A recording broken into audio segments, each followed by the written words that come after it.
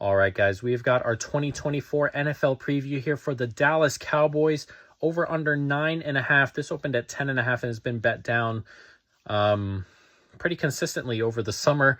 They've had a weird summer in terms of just building roster. I don't agree with the way they do things in terms of roster build and contracts especially. They would save so much money if they did contracts at the beginning of the summer instead of the end, and they always seem to do it at the end. They never save money. I don't understand that thought process, but let's jump into the team. Mike McCarthy, regular season coach, I don't mind him. He makes some weird decisions in the playoffs that cost him sometimes, but other than that, regular season, he's good, and Schottenheimer helps him run the offense, but I like the Mike McCarthy offense during the regular season. That doesn't bother me at all. Mike Zimmer comes in at DC. Dan Quinn, probably going to be a miss. Mike Zimmer's been around a long time and been very successful, but I'm weary of kind of these, older coaches that the game, don't want to say the game passes them by, but you see it more and more where they fall out, so I need to see Mike Zimmer a little bit, but for now, I'll give him the benefit of the doubt at the moment. Roster, Dak Prescott is a top, I forgot where I had him, 6-7 quarterback for me. That's just simple as that. I think he's a really good passer. He's so good at those passes up the seam to the tight end. He's just inch perfect on those, I feel, every time. He's got a nice wide receiver one he can always go to. I really like Dak. I think he's a good player. Backup, Cooper Rush. They've won games with him before. I assume that if Dak were to go down, they can win a couple games with him then. Trey Lance, I don't expect to see the fields, but Trey, I don't know. They'll probably stay on the practice squad and, get reps. He's still very young and really hasn't gotten too many reps, and so maybe there's something there. I'm not sure, but, not a negative to have on the practice squad or anything. Running back room, this is kind of gross. Ezekiel Elliott, Rico Dowdle, and Dalvin Cook just got signed too. Those two on the outside there are washed, surely. Elliott, he's good for spurts, 4 yards here and there. Dalvin Cook is washed as well. All that talk. I couldn't believe that teams where people were complaining that Cook didn't have a team last year, and then he finally found a team and got no reps naturally because he was washed the year before in Minnesota. So 2 years ago he was washed. But here he is to round out this room. Rico Dowdle, younger guy, not a great running back to me either. So this is a room I dislike. The offensive line has to really block well, otherwise there are going to be some interesting issues here. I wouldn't be surprised if they had another running back somewhere along the line, find a trade for someone who's just not getting reps, like a Dameon Pierce type guy or something, though I don't particularly think he's a great running back, but just someone else. This is a gross room. Wide receiver, CeeDee Lamb, he just got paid, got the money he wanted, I assume.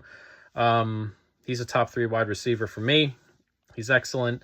Can play at the X, can play out of the slot, so at the Z, anywhere you want to put him. You can put CD. He's quick.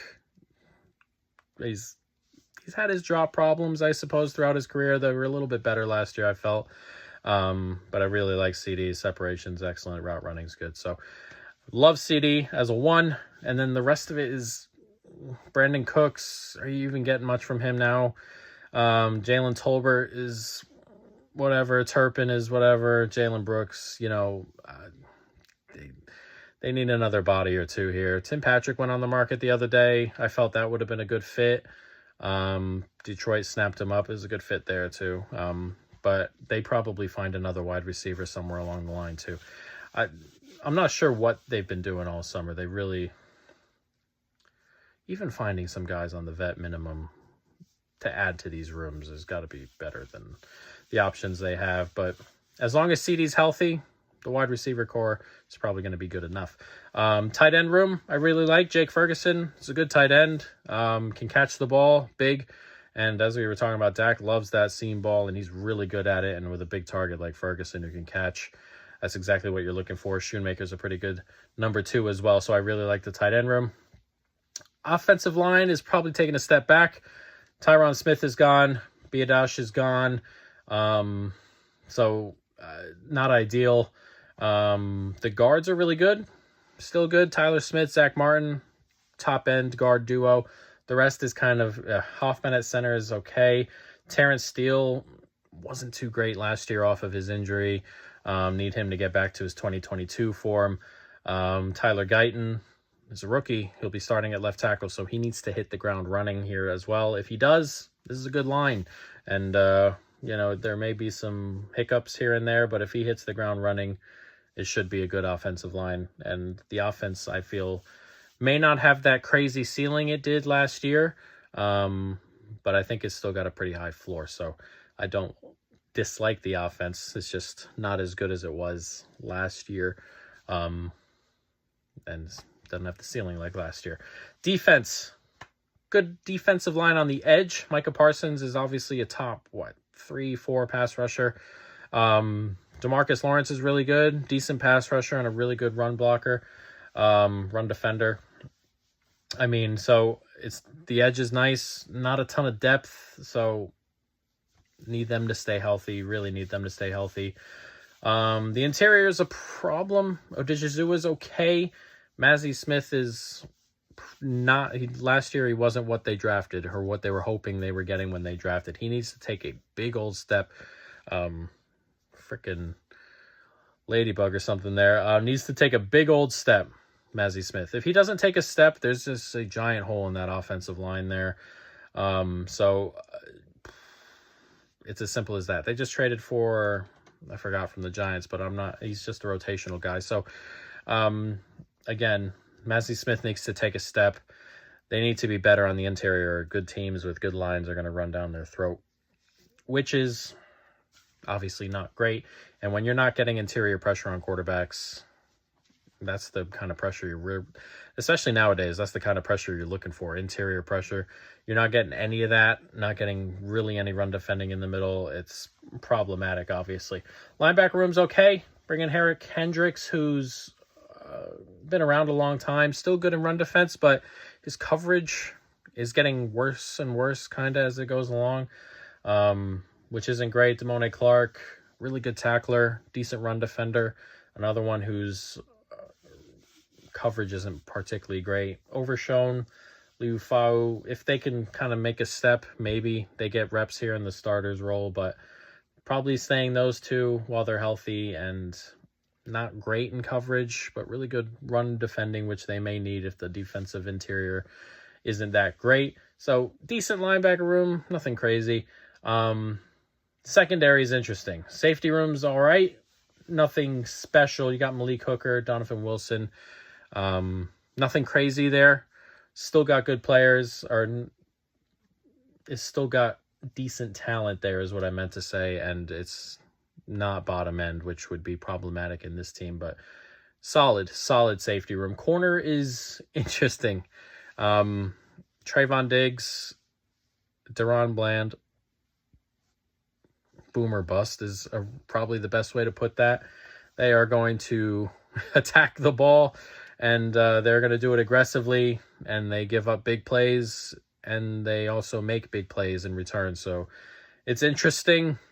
Trayvon Diggs has been, he's been better, I want to say. He's been probably getting a little bit more consistent, which is nice. Deron Bland is still that raw kind of making a play, kind of like Trayvon Diggs' first year when he was first popping off, and everyone's like, oh, he's getting beat all the time, but look, he's got 10 picks or whatever. Deron Bland is in that phase right now. Unfortunately for him, he's been put on IR with his, I forgot exactly what it was. It may have been his muscle. Put on IR, so they're going to start the season without him. First 4 weeks, I believe. So, Kalen Carson, Andrew Booth Jr., they're okay, maybe below replacement level, maybe, or replacement level kind of corners. So, while Deron Bland is out, Trayvon Diggs needs to be really good, maybe force a turnover or two. So, we'll see. It's an interesting group. Jordan Lewis at nickel is pretty decent too. So, when they're fully healthy, this is a good team. Pretty decent back end. So nothing crazy, but you're going to have those moments where they look like they're not covering anybody, and then you're going to have those moments where you're like, wow, that's 2 pick sixes in a row kind of thing there. So it's an interesting group. When Deron Bland comes back from IR, it'll be a really interesting group. So pretty solid in the secondary, nothing overly crazy. So yeah, it's an interesting team. I want to say I have a hard time kind of grading out some of these teams, and this team in particular that has so much top end talent. Prescott, CD, like the tight end room, the guards are really good. Micah Parsons is great. DeMarcus Lawrence is good. Secondary is solid. And then you have some major problems. You have the interior of the defensive line. The running back room's awful. You could potentially have some really bad problems on the edges of the offensive line. So it's an interesting team. That being said, I think the really good players kind of give it a floor. This feels like a playoff team to me still. But we have some Eagles division stuff, and I believe they're the better team, and I believe they're a division winner. So I like the Cowboys to make the playoffs kind of stuff. We'll take a look at the schedule, but I still think this team has a pretty decent floor. I just don't think the Super Bowl ceiling is necessarily there. Schedule, tough start at Cleveland, New Orleans, and Baltimore. And then you have 2 road games here at the Giants, at Pitt, and then the Lions before the bye. So some tough games in there. You have Detroit, Baltimore, Cleveland. You get 2 of those at home at least. You go to Pitt, you go to Cleveland. Those are tough games. Then you get the bye, and then you have a really tough stretch out of the bye at San Francisco, at Atlanta, who will be improved, Philadelphia and Houston, both at home. So that's a really tough stretch. You can get through there 2-2. I don't see why this team doesn't make the playoffs. So yeah, and then you have a decent stretch here at Washington, home to the Giants, home to Cincinnati, and then at Carolina, home to Tampa Bay. It's a really nice stretch. And then at Philadelphia, home to Washington. So back half of the schedule's pretty nice after the Houston game. You have 3, 6, 7 games there. 5 you think you win. At Carolina, home to Tampa. At Washington, home to the Giants, home to Washington. If you can sweep Washington, you got 5 wins there in the last 7, most likely. So we're looking for 5 in the first 10 wins. You got New Orleans at home, Baltimore at home, Giants, Pittsburgh, Detroit at home, Atlanta, Houston, Philly at home. So I think this team has 9 or 10 wins on it. I'm not going to go over under either the 9.5 or anything like that, but we're going to play something else. Cowboys to be a wild card team at plus 250. That is a $1 bet. And then Cowboys to be the 5th seed at plus 850. That is a 10-cent bet. This, as I said, feels like a playoff team to me. I still think the floor is pretty high when they're healthy. Again, it's the ceiling that I don't think they can reach. I don't think they have the ceiling like they had last year. Their window may have closed last year, considering the roster construction at the moment. But as I said, the floor, the good quarterback, good wide receiver 1, good tight end room, decent interior line, pieces on the edge that are elite. So the floor here for me is still good. I still think this is a wild card team. I still think this is a playoff team, and then a plus 850 on them to finish at the top end of the wild card team. And the NFC that I don't love particularly, I think is really good. I mean, if you have San Francisco, Philadelphia, Atlanta, and there's one more division I'm missing. Oh, Detroit, I suppose, win their divisions. We're talking about beating out Green Bay. Green Bay, who else is in there? Chicago, I suppose. New Orleans, Tampa Bay, Seattle, the Rams. I'll take plus 850 on them to finish top of that pile if that's the case there. But that's our play. Those are our plays, and that is our review of the Dallas Cowboys.